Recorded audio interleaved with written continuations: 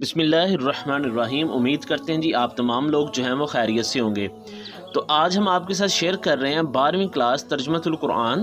اس کا چیپٹر ہے جی ہمارے پاس 11 سورۃ الممتحنہ، اس کی ایکسرسائز ہے۔ تو آپ سے گزارش ہے کہ چینل کو سبسکرائب کر دیں۔ تو پہلا ہمارے پاس سوال ہے، درست جواب کا انتخاب کریں، جس میں پہلا MCQs دیا گیا ہے ہمارے پاس۔ صلح حدیبیہ کے بعد ہجرت کر کے مدینہ منورہ تشریف لائیں، تو ہجرت کے بعد جو صحابیہ جو ہیں وہ مدینہ منورہ آئیں وہ حضرت ام کلثوم رضی اللہ تعالیٰ عنہا ہے۔ دوسرا MCQ ہے جی ممتحنہ کا معنی ہے، تو ممتحنہ کا معنی ہے جی جانچ پرکھ والی، تو اس کا جو ہے وہ ہمارے پاس الف جواب جو ہے وہ درست ہے۔ تیسرا MCQ ہے جی ہمارے پاس، سورۃ الممتحنہ کے آغاز میں مسلمانوں کو منع کیا گیا ہے کفار سے دوستی کرنے سے، تو ہمارے پاس جو ہے یہ ہمارے پاس اس کا بھی الف جواب درست ہے، یعنی کہ پہلے تینوں MCQs کا جواب الف جو ہے وہ درست ہے۔ چوتھا MCQ ہے جی ہمارے پاس، کفار کے ساتھ تعلقات کے حوالے سے قرآن مجید میں نمونہ پیش کیا گیا ہے حضرت ابراہیم علیہ السلام کا، اس کا بے جواب جو ہے وہ ہمارے پاس درست ہے۔ پانچواں سوال ہے جی، ایسے کفار سے تعلقات رکھنے کی اجازت دی گئی ہے جو مسلمانوں کو تکلیف نہ دیں، تو اس کا جیم جواب جو ہے وہ ہمارے پاس درست ہے۔ تو یہ ہمارے پاس یہ MCQ سولو ہو گئے۔ آگے ہم دیکھتے ہیں مختصر جواب۔ تو اس میں پہلا سوال دیا گیا ہے، حضور خاتم النبیین صلی اللہ علیہ وآلہ وسلم نے عورتوں سے کن امور پر بیعت لی، یعنی کہ آپ صلی اللہ علیہ وسلم کو کن امور پر بیعت لینے کے لیے جو ہے وہ کہا گیا ہے۔ تو نبی کریم خاتم النبیین صلی اللہ علیہ وسلم کو عورتوں سے چند چیزوں کے اوپر جو ہے وہ بیعت لینے کا کہا گیا۔ اس میں جی سب سے پہلی جو ہے وہ ہے جی کہ وہ اللہ کے ساتھ کسی کو شریک نہیں ٹھہرائیں گی، دوسرا جی چوری نہیں کریں گی، تیسرا بدکاری نہیں کریں گی، چوتھا اپنی اولاد کو قتل نہیں کریں گی، پانچواں کسی پر الزام نہیں لگائیں گی، اور چھٹا نیکی کے کاموں میں آپ خاتم النبیین کی نافرمانی نہیں کریں گی۔ تو یہ ہمارے پاس جو ہے وہ آپ خاتم النبیین صلی اللہ علیہ وسلم نے جن چیزوں کے اوپر عورتوں سے بیعت لی اس کا جواب آ گیا۔ دوسرا جی سورۃ الممتحنہ کا مختصر تعارف تحریر کریں، تو اس کا تعارف دیکھتے ہیں جی ہمارے پاس پہلا پیج ہے جس کے اوپر اس کا تعارف جو ہے وہ بیان کیا گیا ہے کہ سورۃ ممتحنہ قرآن مجید کے 60ویں سورت ہے، اس میں 13 آیات 2 رکوع اور قرآن مجید کے 28ویں پارے میں ہے، مدینہ منورہ میں یہ نازل ہوئی، یعنی کہ یہ مدنی سورت ہے۔ یہاں تک اگر آپ تعارف لکھ دیں تو یہ ہمارے پاس جو ہے وہ کافی ہے۔ اگر آپ اس کو مکمل لکھنا چاہتے ہیں وجہ تسمیہ بھی تو آپ لکھ سکتے ہیں، ادروائز اتنا جواب کافی ہے۔ تو اگر آپ لکھنا چاہیں تو یہاں تک اس کو لکھ سکتے ہیں جی، ٹھیک ہے۔ ادروائز یہ جو ہے وہ ہمارے پاس جو ہے یہ دوسرے سوال کا جو ہے وہ جواب آ گیا۔ آگے دیکھتے ہیں تیسرا سوال کیا جی۔ تیسرا سوال ہے ہمارے پاس کہ سورۃ ممتحنہ کا مرکزی مضمون جو ہے وہ تحریر کریں، تو یہ بالکل ہمارے پاس پہلے ہی پیج کے اوپر جو ہے وہ سورت کے موجود ہے کہ اس کا مرکزی موضوع یا مرکزی مضمون کیا ہے۔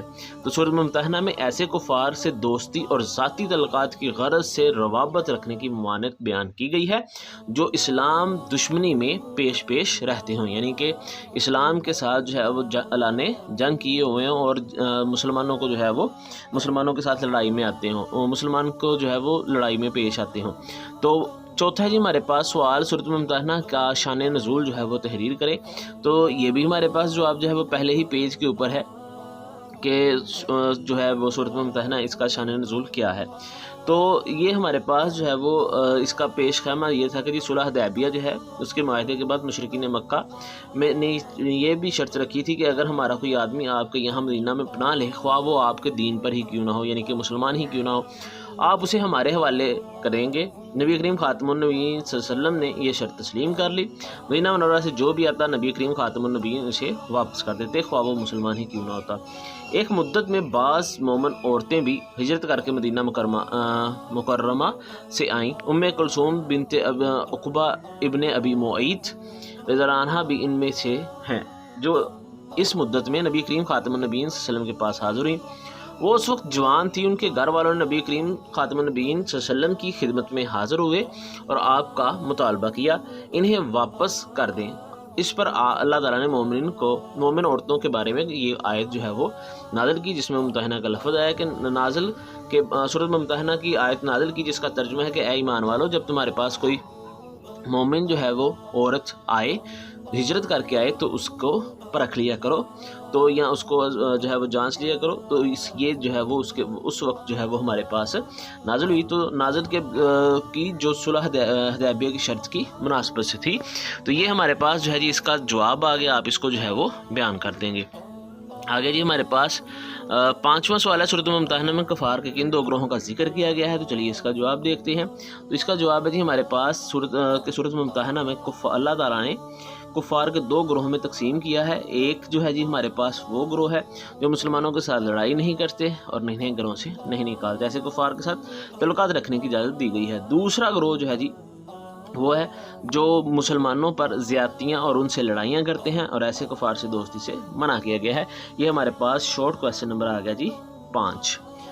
آگے دیکھتے ہیں جی ہمارے پاس تیسرا سوال ہے لانگ، تو اس میں ہے جی انہوں نے پوچھا سورۃ الممتحنہ کے بنیادی مضامین تحریر کریں۔ تو یہ ہمارے پاس اس کے بنیادی مضامین جو ہیں وہ یہاں سے شروع ہو جاتے ہیں۔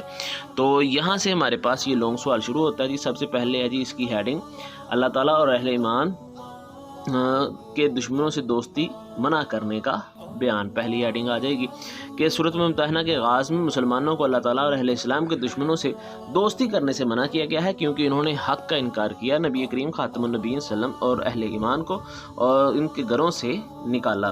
اس کی خواہش ہے کہ مسلمان کافر ہو جائے۔ تو یہاں تک یہ ہمارے پاس آ جائے گا۔ آگے آ جائے گا جی ہمارے پاس حضرت ابراہیم رضی اللہ تعالیٰ، حضرت ابراہیم علیہ السلام کا اسوہ حسنہ کا ذکر۔ تو یہ ہمارے پاس جو ہے وہ آ جائے گا یہاں سے کہ کفار کے ساتھ تعلقات کے ضمن میں مسلمانوں کے لیے بطور نمونہ حضرت ابراہیم علیہ السلام کے اسوہ کا ذکر کیا گیا ہے کہ اہل ایمان کو حضرت ابراہیم علیہ السلام کے اسوہ کی پیروی کرنی چاہیے، انہیں کفار کے ساتھ اس وقت تک تعلق سے منقطع کرنے کا اعلان فرمایا تھا جب تک وہ اللہ کے دین پر نہ آ جائیں۔ تو یہاں تک جو ہے وہ حضرت ابراہیم علیہ السلام کے اسوے کی ہیڈنگ آ جائے گی۔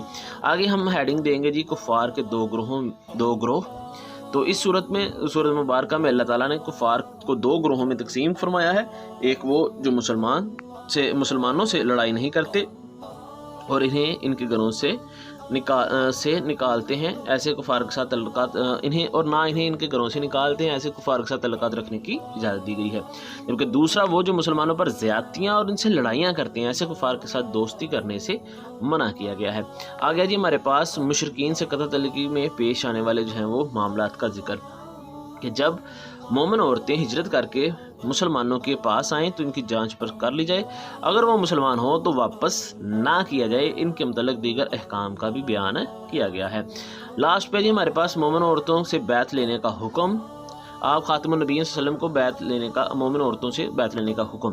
تو یہ ہمارے پاس آخری ہیڈنگ آ جائے گی کہ نبی کریم خاتم النبیین صلی اللہ علیہ وسلم مومن عورتوں سے جو ہے وہ بیعت لیں گے۔